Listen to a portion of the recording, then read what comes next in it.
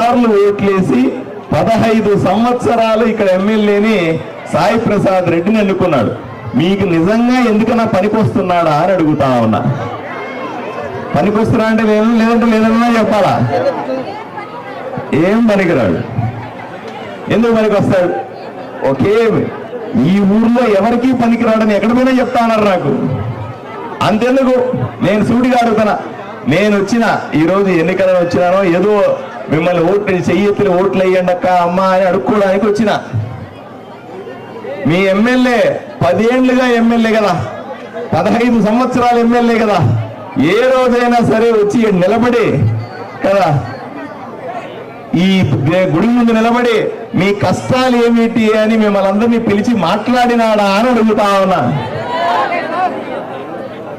అయినా కూడా మీరు ఒకసారి ఓట్లు వేసినారు, ఆయన 5 ఏళ్లు కనిపించలా, మళ్ళీ ఎందుకు ఓట్లు వేశారు అని మిమ్మల్ని అడుగుతా ఉన్నా. ఒకసారి ఎవరన్నా ఓట్లు వేశారు, ఇప్పుడు నాకు ఓటు వేశారు అనుకోమ్మా, నాకు ఓటేసి మళ్ళీ నేను వచ్చి మీ పనులు చేసి పెట్టలేదు అనుకో, మళ్ళీ ఎవరన్నా ఓటేస్తారా? మరి సాయి ప్రసాద్ రెడ్డి అనే ఎమ్మెల్యేకి 3 సార్లు మీరు ఎట్లా ఓట్లు వేసినారు అని అడుగుతా ఉన్నా. తప్పు మనమే చేశాం కదా, నువ్వు చెప్పు పెద్దమ్మా, తప్పు చేశారా లేదా? తప్పు చేశాడు. పోయి ఆ ఎదవకు ఓట్లు వేసినారు మీరు. మిమ్మల్ని మోసం చేసి చేసి చేసి మిమ్మల్ని సర్వనాశనం చేసినాడా లేదా అక్క అని అడుగుతా ఉన్నా. అంతెందుకు, మన కులదైవం కదా, ఈ గుడికి ఎన్నిసార్లు వచ్చినాడు మీ ఎమ్మెల్యే? ఒకసారి సమాధానం చెప్పండి. మీరు ఒక్కసారి కూడా రాలేదని తమ్ముడు చెప్తాను. మీ డోలు పట్టుకొని ఎన్నిసార్లు కొట్టినాడో ఒక్కసారి సమాధానం చెప్పండి. మీరు అమ్మ మీ ఇండ్లకు వచ్చి ఏ రోజైనా ఈ ఎమ్మెల్యే మంచినీళ్ళు తాగినాడా అని మిమ్మల్ని సుడిగా అడుగుతా ఉన్నా. మీ ఇళ్ళకి రాడు, మీ వీధికి రాడు, మీ దేవుడి గుడికి రాడు, మీ ఇంట్లో మంచినీళ్ళు తాగడు, మీ డోలు ముట్టుకోడు, మళ్ళీ ఓట్లేస్తారా అని సూటిగా ప్రశ్నిస్తా ఉన్నా. మళ్ళీ ఓట్లేస్తే ఏమైనా ఉపయోగం ఉంటుందా అని ఒకసారి ఆలోచన చేయాల్సిన అవసరం ఉంది. అమ్మా ఈ ఎమ్మెల్యే కేవలం దొంగ ఎమ్మెల్యే.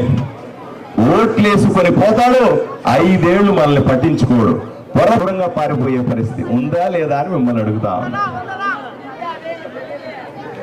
అమ్మా 10-15 సంవత్సరాలుగా మీకు ఏమీ చెయ్యనటువంటి ఎమ్మెల్యేని ఇంటికి పంపించాలా లేదా అని మిమ్మల్ని అడుగుతా ఉన్నా. అమ్మా నా పేరు డాక్టర్ పార్థసారథి, నేను వృత్తిరీత్యా డాక్టర్ని. నరేంద్ర మోదీ నన్ను పంపిస్తే, మన ప్రధానమంత్రి నన్ను పంపిస్తే ఇక్కడికి వచ్చి ఎమ్మెల్యేగా పోటీ చేస్తూ 2 చేతులు ఎత్తి మిమ్మల్ని వేడుకుంటున్నా, నాకు ఓటేయమని అడుగుతా ఉన్నా. నేను మీ అందరికీ కూడా ఈ డోలు సాక్షిగా చెప్తా ఉన్నా, ఈ డోలు సాక్షిగా చెప్తా ఉన్నా, మన దేవుడు హరళప్ప సాక్షిగా చెప్తా ఉన్నా, హరళయ్య సాక్షిగా చెప్తా ఉన్నా. ఇక్కడ ఉన్నటువంటి ఎస్సీలకు అందరికీ కూడా, ఇక్కడ ఉన్నటువంటి మాదిగలకు అందరికీ కూడా ఇబ్బంది లేకుండా అన్ని సదుపాయాలు ఏర్పాటు చేసే బాధ్యత నేను ఎమ్మెల్యేగా తీసుకుంటా. నేను ఎన్నికలప్పుడు వచ్చి మాత్రం ఈ మాటలేసి ఓట్లు వేయించుకుని వెళ్ళిపోయే ఇట్లాంటి లీడర్ని కాదు. మీరు కావాలంటే అడగండి, నేను 15-20 రోజులుగా తిరుగుతా ఉన్న గ్రామాల్లో ఒకసారి కనుక్కోండి నా గురించి. మీరు ఒకసారి వీడియోలు చూడండి, నేను ఫేస్బుక్లో ఏం వీడియోలు పెట్టానో ఒకసారి చూడండి, నా గురించి అర్థం చేసుకోండి.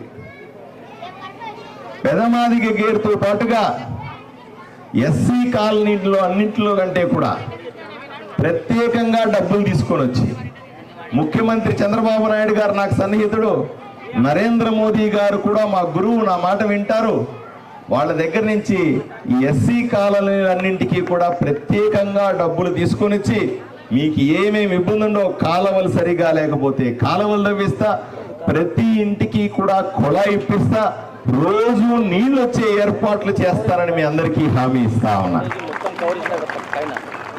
రెండోది, మీ బిడ్డలకందరికీ కూడా, మీ బిడ్డలందరూ చదువుకోవాలా, చదువుకోవడానికి ఎంఆర్పిఎస్ కు సంబంధించినటువంటి ఉద్యమం జరుగుతా ఉంది. అయ్యా మాకు రిజర్వేషన్లో వర్గీకరణ కావాలని చెప్పి, మా బిడ్డలు బాగా చదువుకోవాలంటే పెద్ద ఉద్యోగాలు చేయాలంటే బిడ్డలకు రిజర్వేషన్ ఉంటే బ్రహ్మాండంగా చదువుకుంటారు, ఉద్యోగాలు వస్తాయి, మమ్మల్ని పోషిస్తారని మీరందరూ కూడా పెద్దవాళ్ళు ఆశిస్తూ ఉంటారు.